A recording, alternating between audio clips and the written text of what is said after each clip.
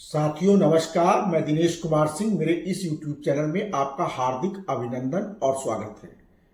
साथियों, आज एक नए विषय के साथ आपके समक्ष उपस्थित हूँ। विषय है न्याय गमन से संबंधित शर्तें। न्याय गमन से संबंधित क्या शर्तें हैं, यह उत्तर प्रदेश राजस्व संहिता की धारा 114 में इसका प्रावधान किया गया है कि किसी की अगर मृत्यु हो जाती है तो उसका जो हित है वो कैसे न्यागमन होगा, उसके बाद उत्तराधिकारी कैसे हक मिलेगा, हित मिलेगा, इसके संबंध में यह धारा बनाई गई है। साथियों, इस धारा जो है इसमें 4 खंड हैं। हम खंडवार चर्चा करेंगे इन चारों खंडों के विस्तार से। मेरे इस YouTube चैनल को अगर अब तक आपने सब्सक्राइब ना किया हो तो मेरा अनुरोध है कि सब्सक्राइब कर लें, वीडियोस को शेयर करते रहें, फॉलो करें और अगर पसंद आए तो उसको लाइक भी करें, क्योंकि यह 80% से अधिक आबादी से जुड़े हुए विषय हैं जिनको ये सब कानून की मोटी मोटी बारीकियां जाननी चाहिए। साथियों, धारा 114 उत्तर प्रदेश राजस्व संहिता, जो उत्तराधिकार हितों के जो उत्तराधिकारी होते हैं किसी की डेथ के बाद, तो हित कैसे न्यागमन होगा, कैसे डिवैल्यूट होगा, क्या, इसके संबंध में चर्चा करते हैं। सबसे पहला जो खंड है वो कहता है कि यदि किसी भूमिधर, आसामी या सरकारी पट्टेदार की वसीयत के बिना मृत्यु हो जाती है। देखो, तीनों को लिया गया। भूमिधर मतलब संक्रमित भूमिधर, आसामी और सरकारी पट्टेदार, ये तीनों शामिल हैं इसमें। और वो बिना वसीयत किए उनकी डेथ हो जाती है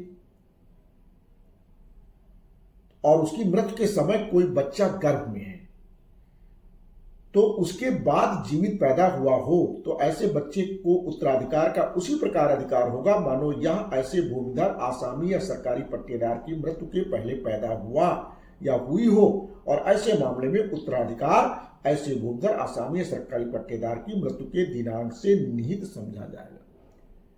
तो आपने देखा ये धारा 114 का उपधारा जो का है, खंड का है, वह कहती है कि अगर किसी भूमिधर की, आसामी की या सरकारी पट्टेदार इसकी मृत्यु होती है और उसने कोई वसीयत नहीं की है, तो उसका उत्तराधिकार कैसे न्यायगमन होगा, किसको मिलेगा। अगर उसकी मृत्यु के समय उसका कोई बच्चा गर्भ में था और वह जीवित पैदा होता है, तो यह माना जाएगा उसको भी उत्तराधिकार में उसी तरह हक मिलेगा जैसे कि वह उसकी मृत्यु के समय था पुत्र के रूप में, जैसे अन्य पुत्र जो है उनके समान, या जो उत्तराधिकार के नियम है धारा 108, 109, 110, उसके अनुसार उसको हक मिलेगा, भले वो उसकी मृत्यु के बाद पैदा हुआ हो, लेकिन वो उसके मृत्यु के समय गर्भ में था। तो ये पहला सिद्धांत है। गर्भस्थ शिशु की हितों की रक्षा की गई है इस धारा के अंतर्गत।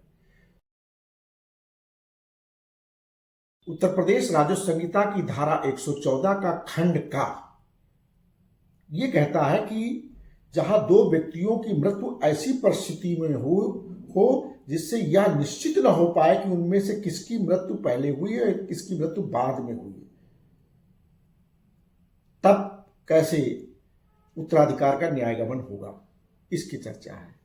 तो इसमें कहा गया है कि यह माना जाएगा जब ये निश्चित ना हो पाए, मान लीजिए कोई दुर्घटना होती है, उसमें 2 लोगों की मृत्यु हो जाती है और ये नहीं पता चलता किसकी पहले हुई किसकी बाद में हुई, तो यह माना जाएगा कि जो छोटा है उसकी मृत्यु बाद में हुई है और जो बड़ा है उसकी मृत्यु पहले हुई। मतलब बड़ा जब की डेथ हुई है तो छोटा जीवित था। इस तरह उत्तराधिकार के न्यायगमन का सिद्धांत लागू होगा। ये कभी कभी दुर्घटनाओं में ये घटनाएं हो जाती हैं और तय करना मुश्किल होता है, तो उत्तराधिकार में जो पहले डेथ होता है उसका हित जो है संक्रमित होता है और जो जीवित होता है उसको मिलता है। तो इसलिए यह सिद्धांत बनाया गया कि ऐसी जब परिस्थिति पैदा हो जाए तब ये माना जाएगा कि बड़े की डेथ पहले हुई है और छोटा उस समय जीवित था, छोटे की मृत्यु उसकी मृत्यु के बाद हुई है।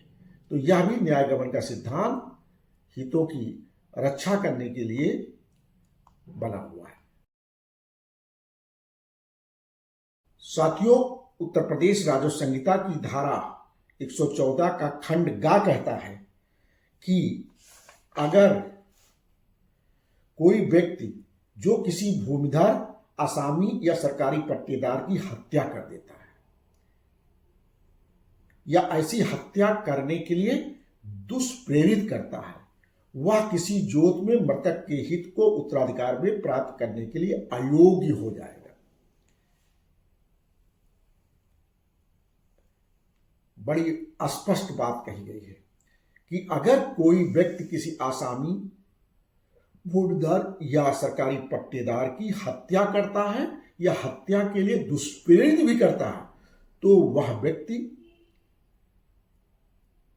उस मृतक व्यक्ति के उत्तराधिकार के रूप में जो वरासतन उसको मिलना चाहिए है उससे अयोग्य हो जाएगा, उसको नहीं मिलेगा। इसी तरह खंड घ भी ये कहता है कि यदि कोई व्यक्ति खंड ग के अधीन किसी भूमिधर, आसामी या सरकारी पट्टेदार के जोत में हित को उत्तराधिकार में प्राप्त करने के लिए अयोग्य हो जाए, जो खंड ग में अयोग्य हो गया हत्या करने के कारण या हत्या के लिए दुष्प्रेरित करने के कारण अयोग्य हो जाए, तो ऐसे हित का इस कैसे होगा? अयोग्य हो गया तो ये माना जाएगा कि न्यायगमन कैसे होगा, डिवोल्यूशन कैसे होगा, उस व्यक्ति की मृत्यु के बाद उसके माना जाएगा कि वह व्यक्ति जो अयोग्य है उसकी मृत्यु ऐसे भूमिधर, आसामी या सरकारी पट्टेदार की मृत्यु के पहले हो गई है। मतलब वो जीवित ही नहीं था, रियल रूप में तो जीवित है, लेकिन उसको माना जाएगा कि वो जो जिसकी हत्या हो गई है, जिसकी हत्या के लिए प्रेरित किया और दुष्प्रेरित किया, हत्या हुई, तो उस व्यक्ति की मृत्यु के पहले ही वह मृत्यु हो गई और वो जीवित नहीं था, ये माना जाएगा और इस तरह डिवोल्यूशन किया जाएगा। साथियों, यह भी नैतिकता और न्याय के सिद्धांत पर आधारित है।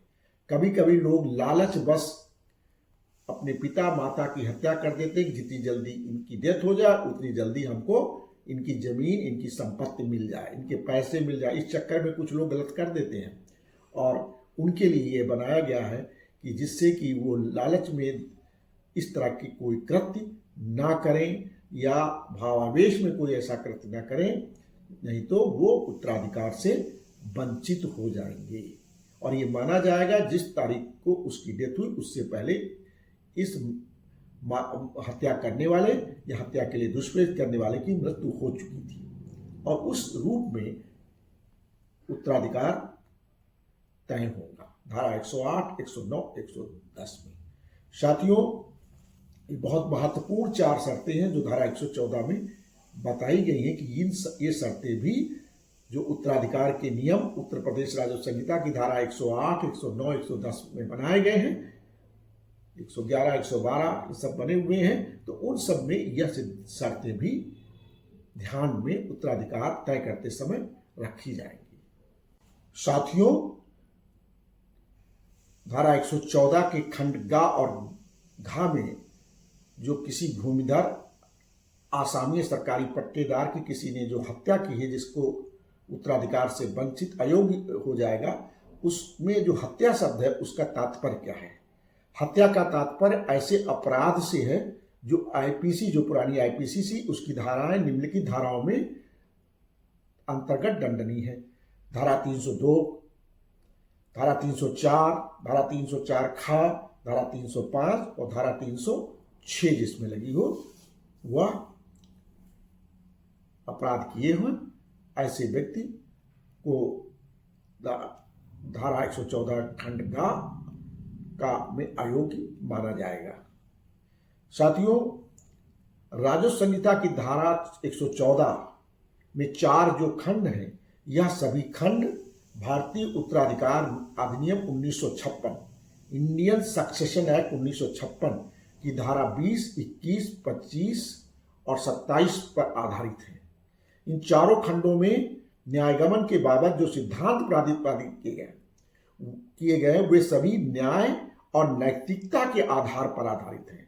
न्याय और नैतिकता के आधार पर आधारित ये चारों सिद्धांत और शर्तें बनाई गई हैं और इंडियन सक्सेशन एक्ट 1956 की धारा 20, 21, 25 और 27 से लिए गए हैं। साथियों, ये बहुत महत्वपूर्ण विषय था, इसलिए आपके सम्मुख विस्तार से मैंने इसे प्रस्तुत किया है। आशा है कि ये आपके लिए लाभदायक सिद्ध होगा। ये ज्ञान सभी के लिए लाभदायक है। साथियों, मेरा फिर अनुरोध है कि अगर मेरे चैनल को सब्सक्राइब ना किया हो तो सब्सक्राइब कर लें, फॉलो करते रहें, वीडियोस को शेयर करते रहें, जिससे ज़्यादा से ज़्यादा लोगों को इन कानूनी जानकारियाँ हो, इन छोटी छोटी कानून की जानकारियाँ हो और जिससे विवाद ना हो और भूमि विवाद हल करने में आसानी हो। बहुत बहुत धन्यवाद।